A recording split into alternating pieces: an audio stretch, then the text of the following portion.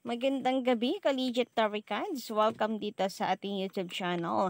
So, ang mainit po nating update ngayong araw ay patungkol po dito sa labanan ng tatlong noontime show na kung saan yung panatiko po ng Showtime. Parehas po sila, no? Showtime at saka Itbulaga, Tape Inc. Maaga pong nagbubunyi.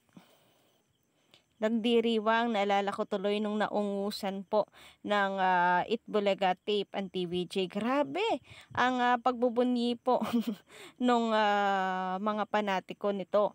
Talagang kala mo nanalo po sa loto, isang beses lang naman. Kinabukasan, bigla po silang lagapak. Yung first time po nila na maging number 1, pero hindi man lamang po tila nila na-enjoy dahil kinabukasan din naman, lumagapak po sila. So, masakit po yun, no? Isang masakit na katotohanan na parang lumabas na nakachamba lamang po sila dahil hindi nila napanindigan. Nung mga panahon po kasi na yun talaga, umuulan. Alam naman po natin sa probinsya, kapag umuulan wala na pong signal ang telebisyon, lalo na po ang TV5. Hindi naman po yan kagaya ng GMA7 na malakas po ang signal. Ang TV5 sa probinsya po talaga ay napakahina, lalo na po sa Visayas at Mindanao. So mga panahon po na yun, marami din po ang nag-brown out, tas nagba-blackout pa yung kanilang TV, kaya nakachamba sila. Pero kinabukasan naman marami po yung mga night shift na tiniis na sila'y mapuyat at hindi matulog ng tanghali para lamang suportahan ang TVJ nung mabalitaan po ang nangyari. Naalala ko yun, yung komento na yon ng isa nating legit Adawar Cards. So ngayon naman, ang nagbubunyi ay ito pong sa mga panatiko naman po ng Showtime, nila Vice Ganda.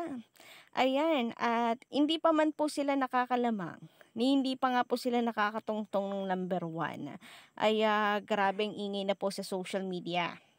Kasi 0.1 na lang ang lamang di umano ng EAT sa Showtime. Konti na lamang daw at mapapalitan na ang tatlong matatanda sa pagiging King of Noontime Show, sa pagiging number 1.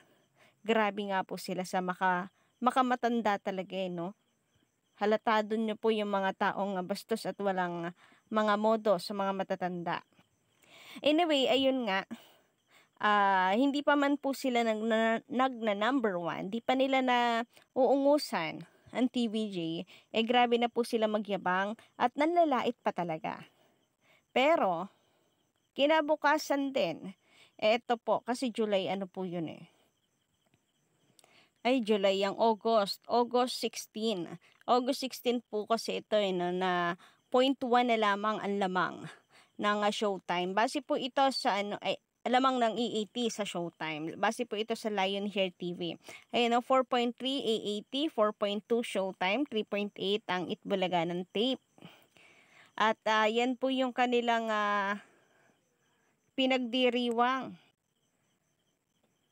na kesyo mapapalitan na rin daw sa wakas sa trono ang TVJ sa pagiging number 1 noontime show. Pero kagaya ng sinabi po natin, hindi naman porke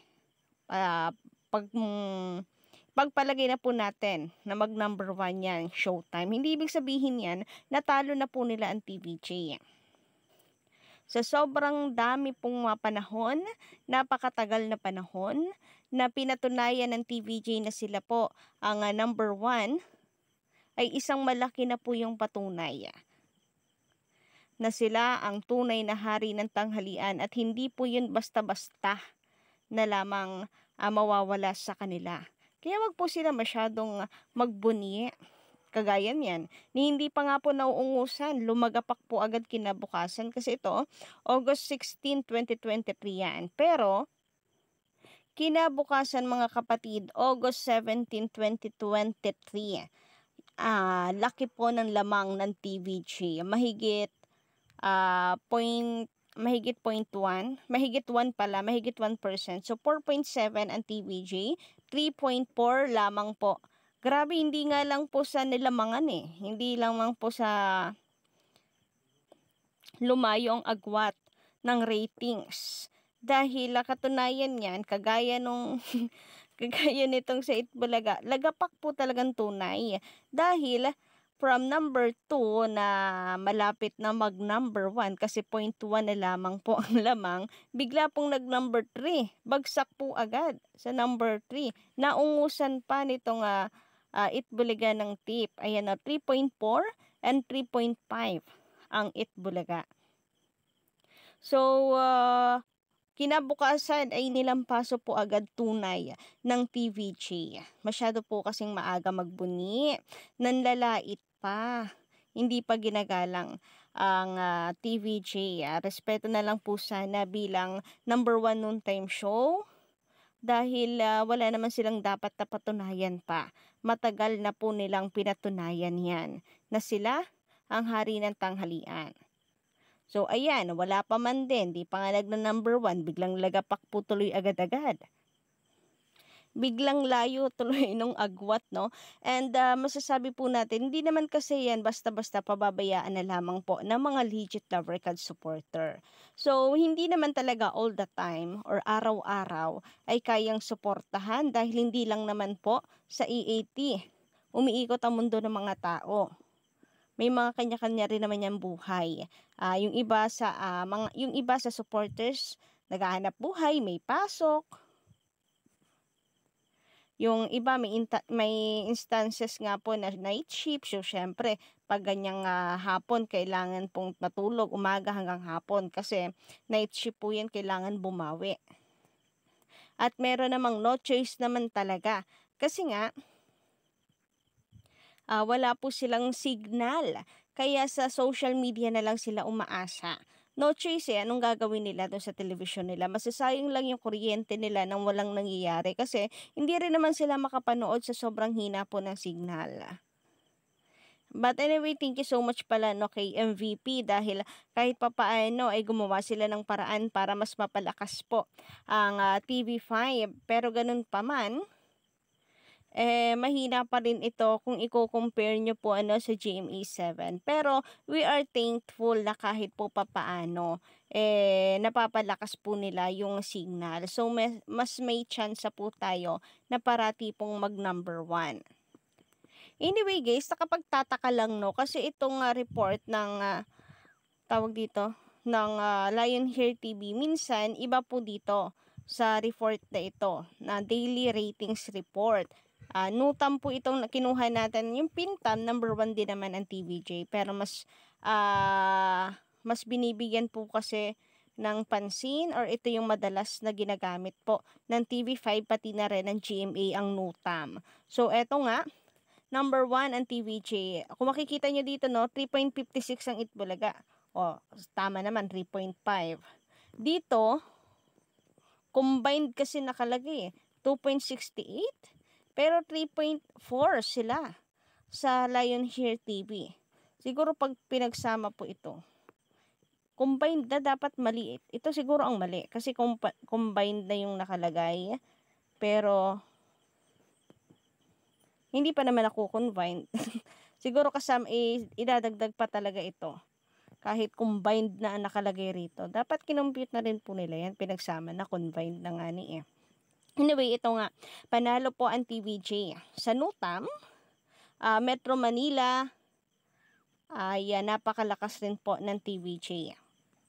So, 4.74 versus 3.56. And ito nga, yung sa Showtime, na kung saan ay may 2.68 plus GTV 1.91 lang. And A to Z, 0.77. Pero hindi combined na nga daw talaga. Kasi 1.91 lang. 1.91 plus 0.77.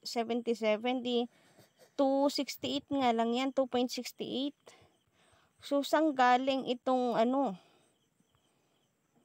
kay Lionheart TV na 3.4 kung combined na talaga ito. 1.91 plus 0.77.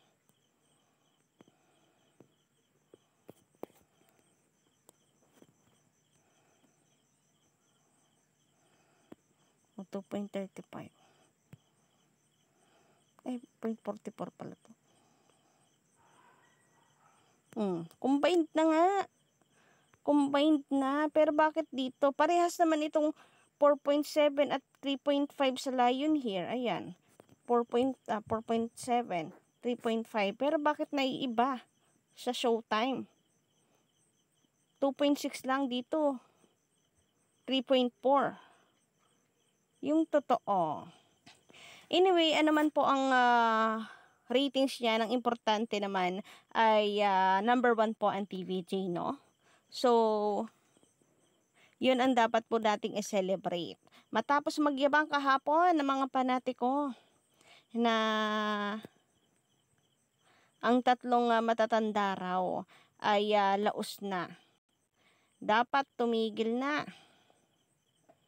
Eto, pinatunayan ng TVJ na sila pa rin po talaga ang hari ng tanghalian.